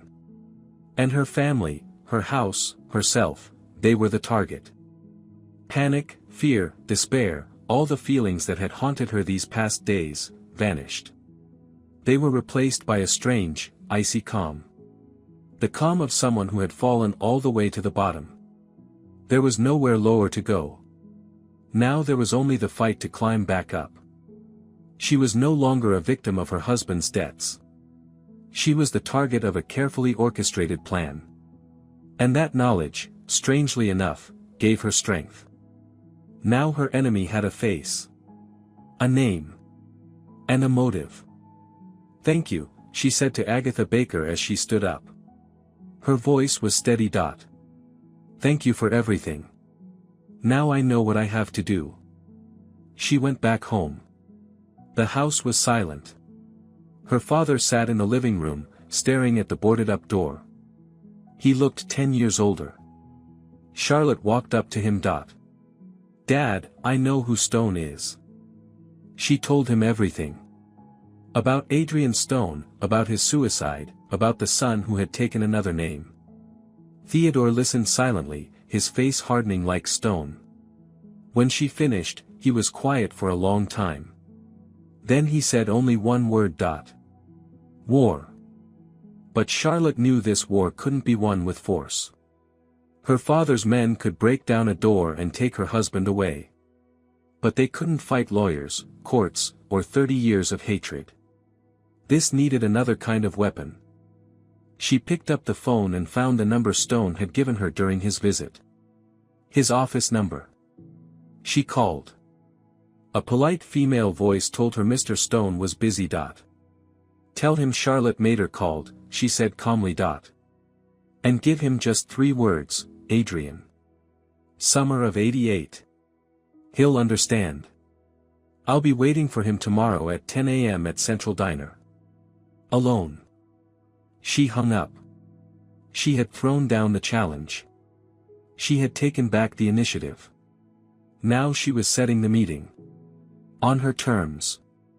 The next day, 5 minutes before 10, she was sitting in a corner booth at Central Diner. The old, well-known place was always busy. She had chosen it deliberately. She wanted people around. She wanted witnesses.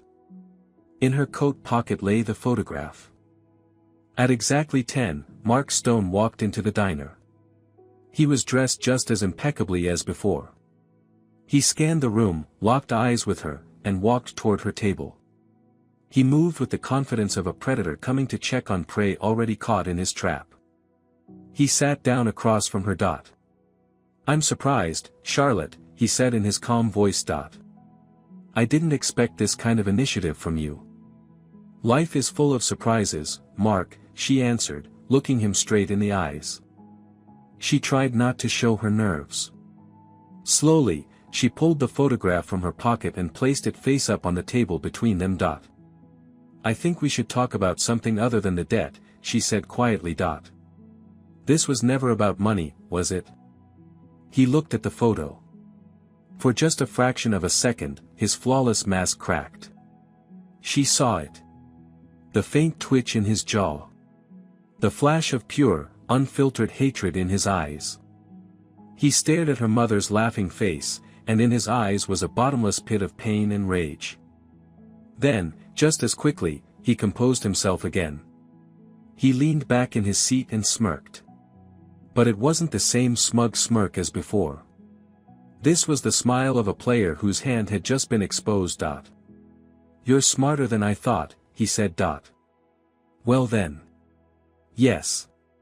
This was never about money. Money is just a tool.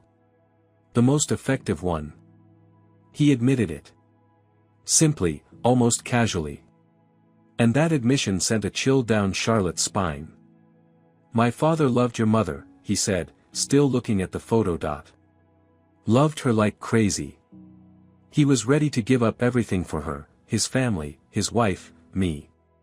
And she just played with him. Used him while your father, the noble soldier, was away. And when he came back, she threw my father out like trash. His voice was even, but Charlotte could feel the fury boiling beneath the surface. He was retelling his childhood trauma, his deepest wound. She broke him. He came back to us a completely different man. Tried to do business, but everything fell apart. He started drinking. And then your father found him. Came to his work. I don't know what they talked about. But after that visit, my father was finished. He said Mader would destroy him, bankrupt him, grind him into dust. A week later, he hanged himself. Charlotte listened, her world tilting again. So her father hadn't just forgiven and forgotten. He had found Adrian. And said something. Something that pushed a broken man over the edge. Her noble father, too, was capable of revenge. You blame my family for your father's death, she said. It wasn't a question. I don't blame, Stone snapped. Blame is for the weak. I'm just restoring balance. An eye for an eye. Your father took mine away. Now I'll take what matters most to him. You. And your family home you value so much. He was absolutely sincere in his hatred. That was the terrifying part. But Charlotte had to know one more thing. The most important question. How did you find us? She asked. How did you know about all this? About the house? About me? Stone smirked again. And in that smirk was so much poison and contempt that Charlotte shivered. Oh, that's the funniest part of the story, he drawled, clearly savoring the moment. I didn't go looking for you. Why would I? Life itself delivers the most astonishing gifts. You just have to know how to wait. He leaned toward her across the table, lowering his voice as if sharing a secret. Your dear mother-in-law, Gloria, came to me 6 months ago. Charlotte froze. What? Gloria? She came asking for a small loan, Stone went on, his eyes gleaming. At first, I was going to turn her down. But then she started complaining about her life, about her daughter-in-law, that is, about you. She talked about how you mistreated her, how you lived in the house. She mentioned your last name. Mater. And something clicked. I started asking questions. About your father, your mother. And that old witch, desperate to please me and get her loan, spilled everything. The whole story. Turns out she knew. She knew about your mother's affair. About Adrian Stone. About the scandal. Everyone in town had whispered about it back then, and she, apparently, remembered. Charlotte's breath caught. She couldn't believe what she was hearing. She gave me everything, Stone continued with relish. She told me about this house, about how desperately you cling to it. About your mother's trust fund. She even drew up the plan. The whole scheme. It was her idea to take out a loan supposedly for medical treatment. She was the one who suggested forging your signature. She said, let's strike at her weakest spot. At her mother's memory and her house. She served you up to me on a silver platter. I was just the executor. But the architect of all this revenge was her. Your beloved mother-in-law. He leaned back in his chair, pleased with the devastation his words caused. Charlotte sat crushed. This was the final, most devastating blow. Gloria. Not just an accomplice. Not just some pawn. She had been the brain. The driving force. She had known everything from the beginning. She had sought Stone out. She had handed him the weapon to destroy her family. She had coldly plotted the ruin of the man whose son she had lived with under one roof for 15 years. Not for money. Not for the house. But out of pure, unfiltered, irrational malice. Charlotte realized her true enemy wasn't the vengeful son sitting across from her. Her enemy was the quiet, pious old woman who right now was sitting in her home, praying. And that enemy was far more terrifying. Charlotte left the diner on shaky legs. The cold air outside did nothing to clear her head. Stone's words, she was the architect, rang in her ears like a funeral bell. She made it to the nearest bench and sat down, numb to the cold and the bustling people passing by. A monster. She had been living with a monster. Not a vengeful businessman, not a weak-willed husband. But a quiet, smiling old woman who wished her a good morning every day, while secretly plotting her destruction. This entire web of lies, revenge, and debt hadn't been spun by Stone. He was just the poisonous spider Gloria had set upon her. That realization was the last straw. It burned away the final traces of fear and confusion. In their place, something new was born, cold, sharp, and unbreakable. She would no longer defend. She would attack. And she would strike where it hurt most. Gloria had built her power on reputation, on public opinion. So that would be the battlefield. And there Charlotte would fight her final fight.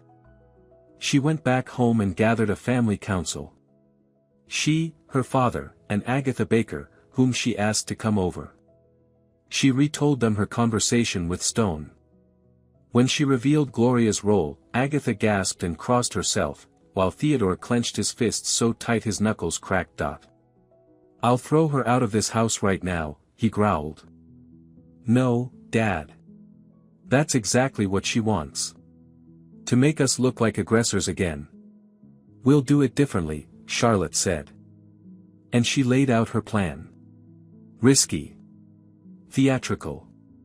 Insane. But it was their only chance. The next day the whole neighborhood buzzed with the news. Charlotte Mader had given up. She was selling the house. That evening, at 6 o'clock, she was hosting an open house. A farewell gathering. She invited all the neighbors, everyone who had known her family, everyone who loved the house, to come and say goodbye, to share memories. She made the calls herself, her voice steady and tinged with sadness. She said circumstances had overpowered her, that she was forced to give in. When Gloria heard the news, she lit up. She came out of her room for the first time in days, dressed up, hair styled. She walked through the house with the air of a victor, sighing with fake sympathy and telling Charlotte, "A wise decision, dear. Sometimes you have to know when to lose." Charlotte looked at her and saw a snake preparing for its final, deadly strike. By 6 o'clock the house was packed. Everyone had come. Those who sympathized with Charlotte, like Agatha Baker. Those who judged her, like Suzanne and Zoe. And plenty who were just curious. The living room was overflowing. People moved from room to room, reminiscing, whispering. The air was thick with nostalgia, unease, and malicious curiosity. At exactly 6:30, they appeared in the doorway. Mark Stone, impeccable and cold as an iceberg. And beside him, glowing with triumph, Gloria. She lowered her eyes modestly, soaking up sympathetic nods and kind words. They had come to revel in their victory. To witness Charlotte's final humiliation. At one point, Charlotte stepped up on a small old stool in the center of the living room so everyone could see her. The room fell silent. Everyone waited for her farewell speech. "Dear friends, neighbors," she began softly, but her voice carried through the room. "Thank you all for coming. Do you know why we're here? I'm forced to sell this house. The house where I was born, where my parents grew up." She paused. Gloria watched her with a sorrowful look of sympathy, while Stone wore a faint smirk. "These last few days have been incredibly hard. I've been accused of so much. People said I was cruel, that I threw my sick husband out of the house." She looked straight at Suzanne. Suzanne quickly lowered her eyes. "This story began with a debt," Charlotte continued, her voice growing stronger. "A massive debt. I was told the money had been borrowed for medical treatment. At first, for my mother-in-law Gloria, supposedly suffering from a deadly illness." She swept her gaze across the room. People started whispering. This was new, something they hadn't heard before. But then it turned out Gloria was perfectly healthy, Charlotte's voice rang like a tightened string. And the money went toward buying a cottage for her old school rival. The room erupted with murmurs. Gloria turned pale. She stepped forward, ready to say something, but Charlotte didn't let her. "To get that loan, fraudsters forged my signature on the guarantor agreement." She pulled a copy of the contract from her pocket. "Here it is." The whispers grew louder. People glanced from Charlotte to Gloria to Stone. They didn't know what to believe. But even that wasn't enough, Charlotte almost shouted. "They stole the deed to the house so I couldn't prove my rights." And then, just as the tension reached its peak, something no one expected happened. From a side room, stumbling, came Simon. He had been locked away for days. Pale, unshaven, he looked like a ghost. Clearly, Theodore's men had released him at the perfect moment. He saw the crowd, his mother, Stone, his wife standing on the stool. And something inside him broke. The weight of all the lies, fear, and guilt came crashing down. "It was her," he screamed, pointing a shaking finger at his mother. His voice cracked into a hysterical shriek. She planned everything. All of it. The crowd gasped. Every eye turned to Simon. Gloria froze, her mouth open. There was no illness, he sobbed. She forced me to keep quiet. She made me forge the signature. She said it was the only way. I didn't want to. I didn't want to. He collapsed to his knees in the middle of the room, shaking with sobs. The crowd parted around him. It looked like a scene from a nightmare play. Gloria lunged toward him. Shut up, you fool. What are you saying? He's not well, good people, he's sick. But it was too late. In his hysterical breakdown, Simon delivered the final, crushing blow. He lifted his tear-streaked, twisted face and screamed so loudly that glasses on the table rattled. She has the deed. She stole it. She's had it this whole time. Dead silence fell. As one, everyone in the room turned their heads toward Gloria. In an instant, her face became a gray mask of horror. She realized her own son had just publicly condemned her. The trap had sprung. The silence after Simon's outburst was worse than any noise. It lasted only a few seconds, but in that time the eyes of dozens of people shifted, confusion turned to understanding, and then to righteous fury. They had been lied to. Used in someone else's dirty game. And now they looked at Gloria not as a victim, but as a fraud. Gloria was the first to snap out of it. Her face, once gray with fear, flushed red with rage. The mask of the saintly martyr fell away, revealing something twisted and vicious. He's lying, she shrieked, her voice breaking into a falsetto. He's insane. He's not in his right mind. He needs a hospital. She bolted for the door. Not to comfort her son, but to escape. She shoved through people, her eyes darting wildly.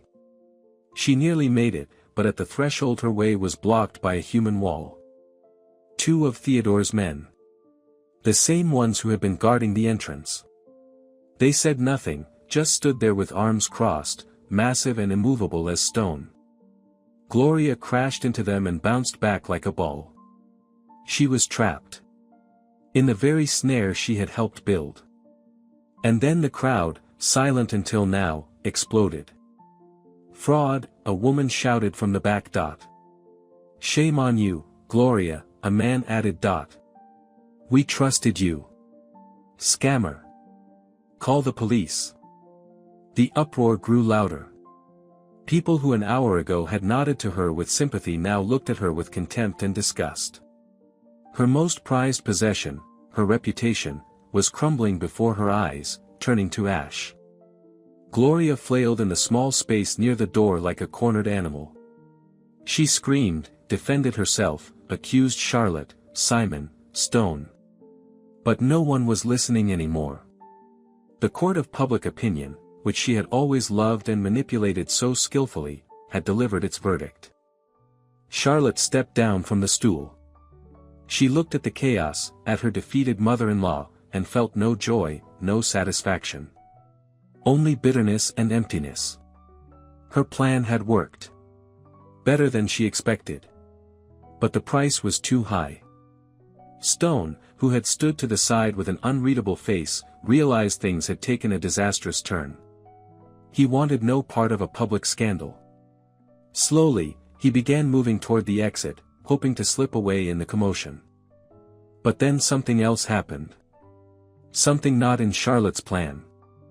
Agatha Baker stepped forward.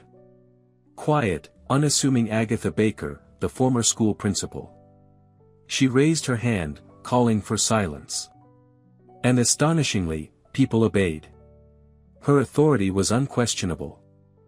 "Dear neighbors," she said in her crisp, teacherly voice that instantly restored order. The accusations we've just heard are very serious. And we cannot rely on emotional outbursts alone. We need proof. Gloria's spirits lifted at once. Yes. Yes, she cried. A sensible woman. There's no proof. It's all slander. Agatha Baker fixed Gloria with a cold, heavy stare. You're right, Gloria. Proof is needed. And I have it. The room went dead silent again. Everyone turned to the small elderly woman in a strict dress. When Charlotte first came to me, I'll admit, I didn't fully believe her, Agatha continued calmly. But her story planted doubts in me. I've known Gloria for many years. And I know what she's capable of when she wants something. So I decided to check for myself. She pulled a smartphone and a small cable from her purse. Calmly, without fuss, she walked over to the big television in the corner of the living room. My windows look straight into your garden, Gloria, she said as she plugged her phone into the TV. And on my windowsill, I keep a security camera. I switch it on whenever I leave for my cottage, just in case. These past few weeks, I never turned it off. Gloria's face stretched in horror. She watched Agatha's movements with growing dread. Agatha tapped a few buttons on her phone. The TV flickered to life. On the large screen appeared a video. A little blurry, filmed through glass and tree branches, but clear enough to recognize. Charlotte's garden. The bench beneath the apple tree. And sitting there were two people, Gloria and Mark Stone. The video had no sound. But it didn't need any. Everything was obvious. Gloria animatedly telling Stone something, gesturing with her hands. Then she pulled a folder from her bag and handed it to him. Stone opened it, flipped through the papers, nodded. And then Gloria laughed. Not her usual modest chuckle, but openly, triumphantly. The laughter of someone who had won. The screen showed the date. The recording had been made 3 weeks ago. Long before this nightmare even began. The crowd gasped. This was no longer just word against word. This was evidence. Irrefutable, damning. A secret meeting caught on camera, showing the conspirators plotting. Agatha switched off the video. She turned to the petrified Gloria. I think no further comment is necessary, she said quietly. It was a knockout. Total and final. After this, there could be no excuses. Gloria stared at the black screen, then at the faces of her neighbors, twisted with disgust. She opened her mouth but no sound came. Her knees buckled and she slid slowly to the floor, fainting. Or pretending to. But it no longer mattered. Her game was over. Charlotte looked at Agatha with shock and boundless gratitude. This quiet elderly woman, their neighbor, had run her own little operation. She hadn't trusted rumors, she'd gathered facts. And at the decisive moment, she delivered the blow that tore apart the entire web of lies. It was her gambit, and it had won. The video was the final straw. The living room, buzzing moments ago with outrage, now roared. The roar of a crowd realizing it had been deceived. People shouted, pointed at Gloria collapsed on the floor, at the pale-faced Stone. Chaos reigned. Suzanne, the same one who that morning had lectured Charlotte about humility, was now the loudest, demanding the police be called and the fraud punished. Public opinion, fickle as ever, had swung full circle. Gloria lying on the floor was a pathetic sight. Maybe she had really fainted, maybe it was her last desperate act. But no one cared anymore. No one rushed to help her. People only looked on with disgust. At that moment, in the doorway that had been blocked by Theodore's men, 2 men in police uniforms appeared. True to his plan, Theodore had called them in advance, asking them to arrive at just the right time. He hadn't wanted mob justice, he wanted the law to handle it. The officers, a young sergeant and a mustached senior lieutenant, squeezed their way through the crowd, taking in the scene with professional disbelief. What's going on here? The lieutenant asked. There, Theodore pointed at Stone. Fraud on a large scale. And there, he nodded at Gloria lying on the floor, his accomplice. The sergeant bent down to check Gloria's pulse. Alive. Just unconscious. All eyes turned to Mark Stone. He was the only one who remained perfectly calm amid the chaos. Hands in the pockets of his expensive coat, he watched everything with a faint, almost amused smile. As if neither the exposure nor the police bothered him at all. "Mr. Stone, you'll need to come with us to the station to give a statement," the lieutenant said, stepping toward him. Mark slowly pulled one hand from his pocket. But instead of complying, he raised it slightly, signaling for silence. And strangely enough, the gesture carried such authority that the noise began to die down. People froze, waiting. "One moment, officer," he said politely, but with steel in his voice. "Before we go anywhere, I'd like to clear up one small but important legal detail." He didn't look at the policeman. His eyes locked straight on Charlotte's. And in them danced devilish sparks. He wasn't finished. He still had one last card to play. All these emotional speeches, forged signatures, hidden recordings, that's all very touching. But it doesn't erase the main fact. This house, he swept his gaze across the room, was never fully yours, Charlotte. A chill ran down Charlotte's spine. What was he talking about? What fact? Stone slowly reached inside his jacket. He pulled out a sheet of paper, folded in quarters. The paper was old, yellowed, with cracked creases. He carefully unfolded it. "I don't think the late Carrie Mater, your mother, would be pleased with how you've treated her final wishes." He held the document out to the lieutenant. The officer took it, staring at it with confusion. "What is this?" he asked. "This, officer," Stone said with emphasis, "is a will. Written in Carrie's own hand a few months before her death. Not notarized, but made in the presence of 2 witnesses, as the law allows in special circumstances." Charlotte stepped closer, trying to get a better look at the document.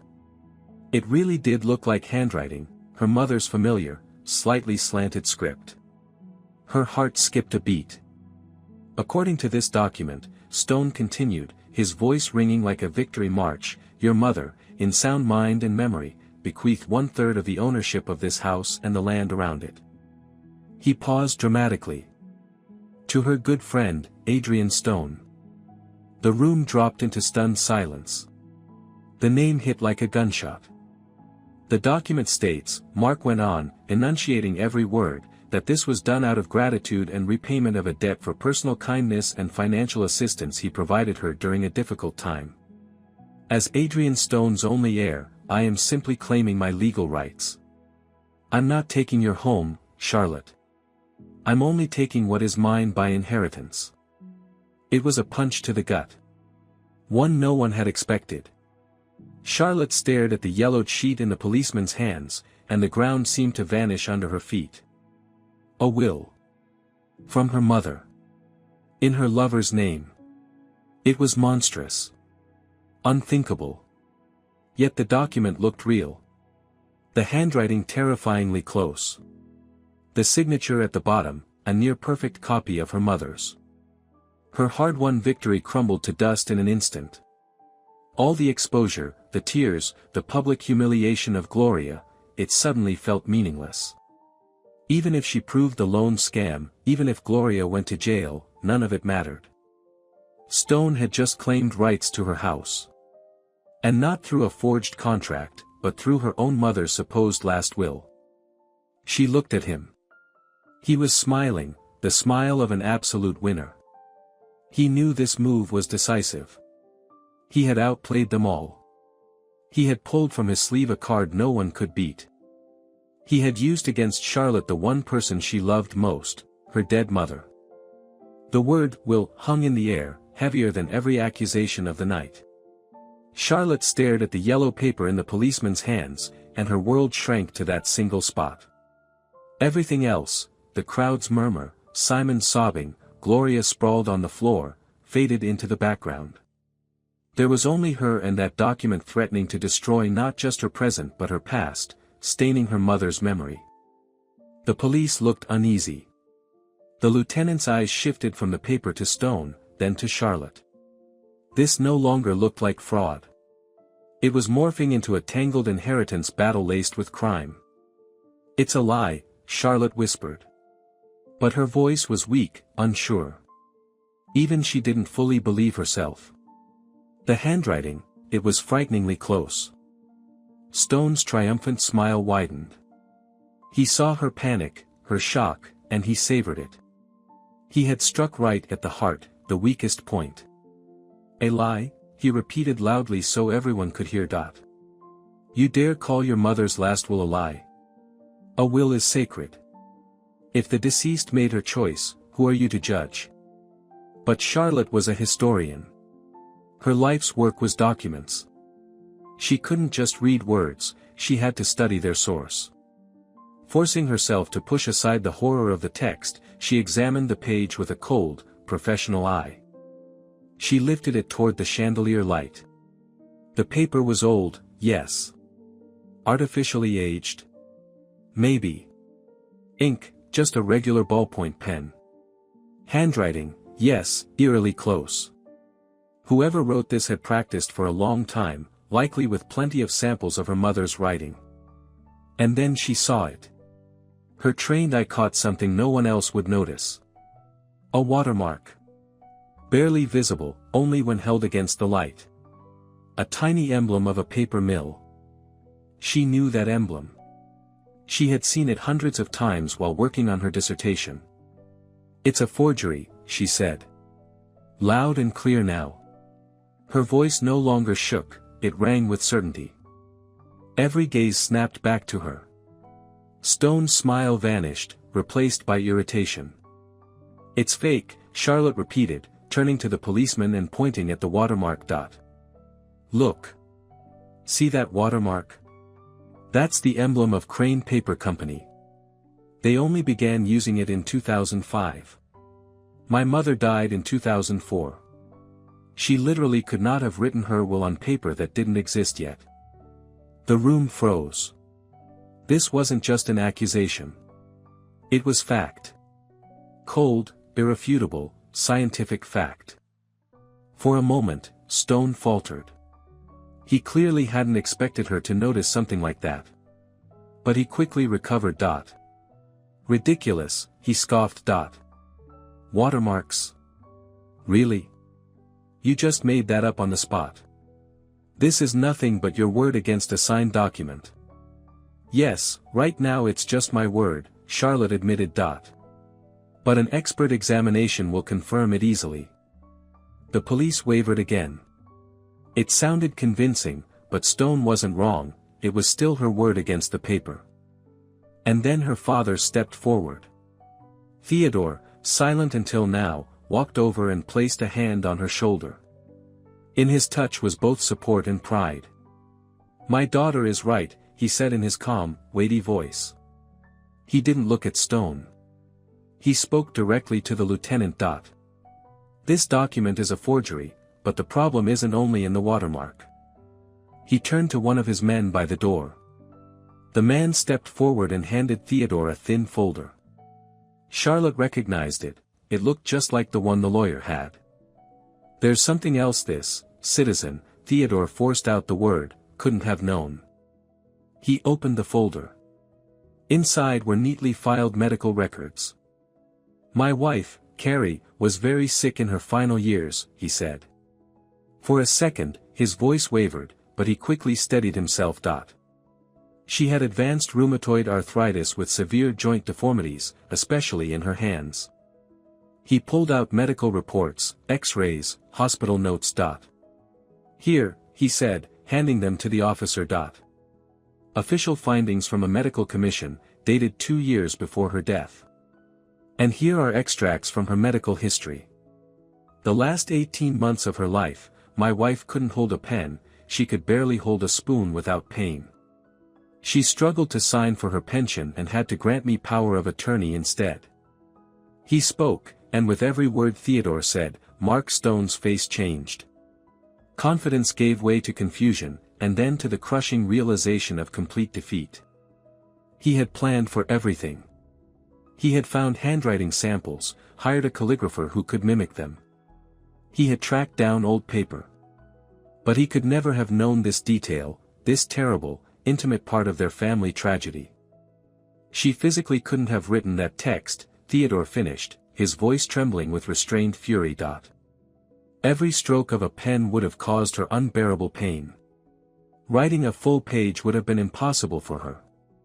He placed one last document in front of the officer, a clinic report with several of Carrie's signatures over the years. It was plain to see how each year her signature became shakier, more uneven, until it was reduced to a few trembling, broken lines. Nothing like the strong, confident signature on the fake will. That was the end. Checkmate. The daughter's intellect and expertise had been reinforced by the father's irrefutable documentary proof. They worked as one. Charlotte had found the crack in the armor, and her father had struck the blow that shattered it completely.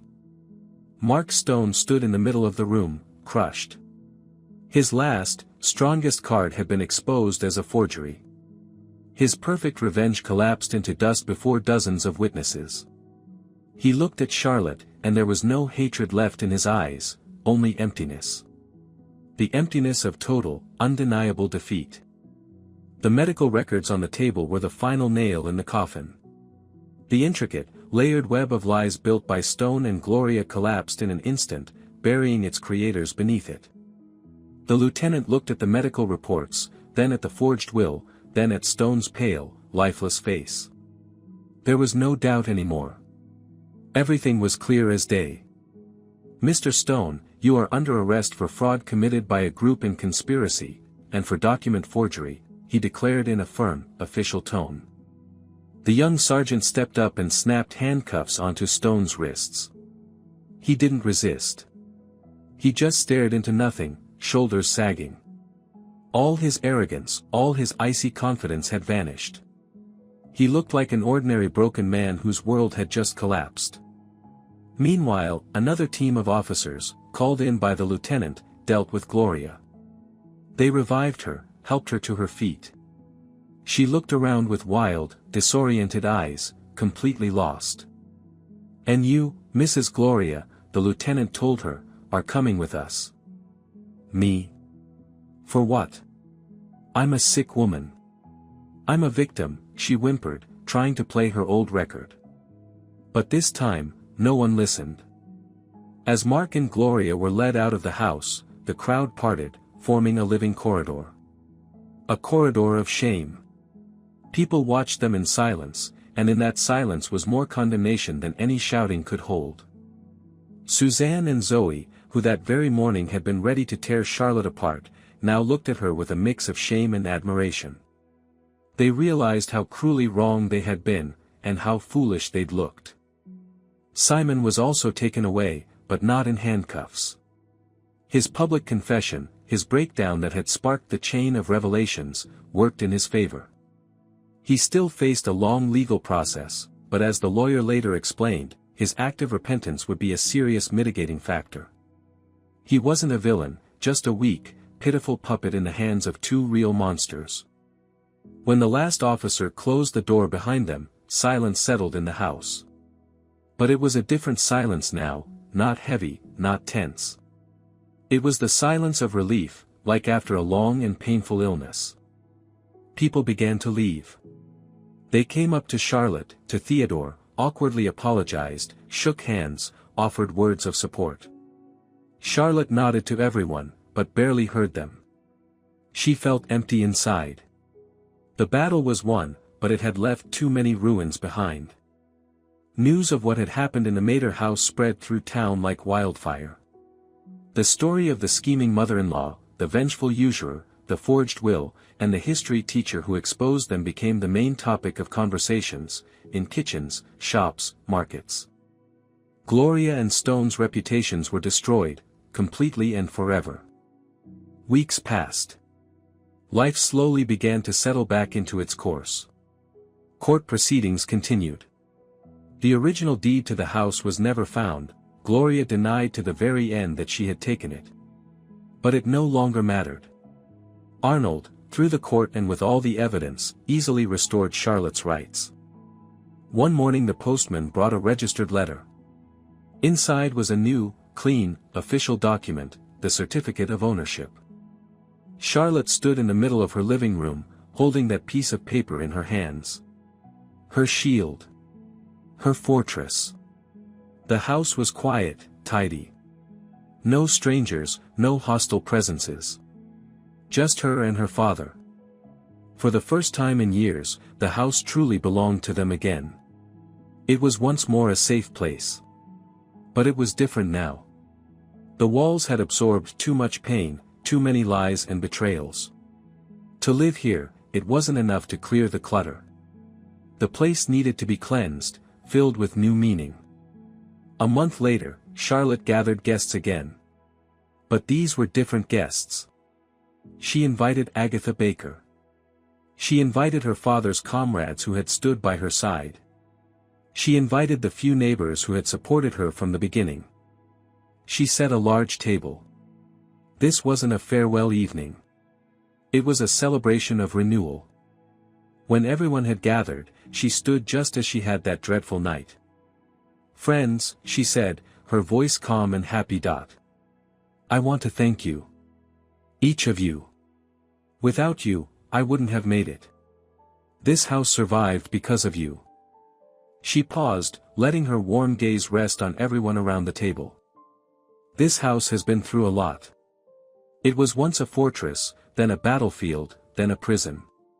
For a long time, I wondered what I should do with it. Selling it after everything would have been the easiest choice. But that would have meant defeat. It would have betrayed the memory of my parents, their work, their love. So I decided this house should serve people.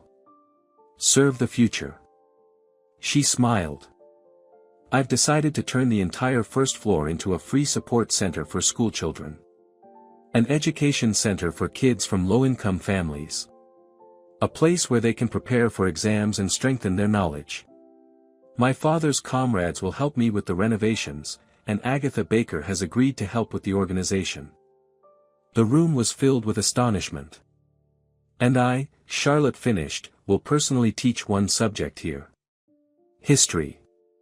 The history of our land, our city. And the story of why it's so important to know your roots, to fight for your heritage, and to never give up. Because sometimes one tiny detail, one watermark on an old piece of paper, can change everything." When she finished speaking, the silence that followed told her she had truly won. Not just defended her house, she had defeated evil by transforming it into good. She had taken pain, betrayal, and hatred, and reshaped them into hope. She, the historian, had not only preserved the past. She had used it to build a future. The house was no longer a symbol of her private tragedy. It was becoming a beacon. A house of light. And that was the truest victory of all. That evening, after the guests had gone, she stood by the window, looking out at the quiet street. In her hand was her phone. She scrolled to a contact. Simon. She stared at it for a moment, then pressed delete without hesitation. The past was buried. Ahead of her was a new life, different and full of promise. And that, dear friends, is the story. A story about how someone who might seem fragile at first can find the strength to stand against evil, even when the whole world feels like it's against them. Charlotte didn't just reclaim her house, she reclaimed her dignity and turned a symbol of pain into a source of light for others. So tell me, who do you think was the bigger monster in this story? Gloria, with her petty, envious malice that set the whole chain of destruction in motion? Or Mark, who turned his childhood trauma and pain into a cold, calculated vendetta? Both were terrible in their own ways, but whose motivation do you find more vile and repulsive? And of course, there's Simon. Does he deserve even a drop of sympathy? His public confession, though sparked by fear, did turn the tide. Can that be seen as redemption, or was he simply a coward who betrayed everyone he could? We'd love to hear your thoughts. Stories like this make us reflect on so much, on inner strength, on the price of betrayal, and on the truth that real victory isn't revenge, but creation. If this story moved you, please support us by giving it a like, it really helps our channel grow. Don't forget to share your thoughts in the comments below. We read every one, and they mean a lot to us. And of course, subscribe to our channel so you don't miss the next gripping stories we're preparing for you. Wishing you all the very best. At the end of this video, a window will pop up in the center of your screen. Please click on it, you'll find more of our most fascinating stories there.